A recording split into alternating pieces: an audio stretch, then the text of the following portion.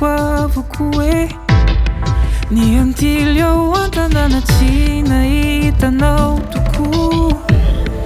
na izany asa tsy ho kivy ao fa voiraka tsy afaka nandà saingy resy ny fitiny avanao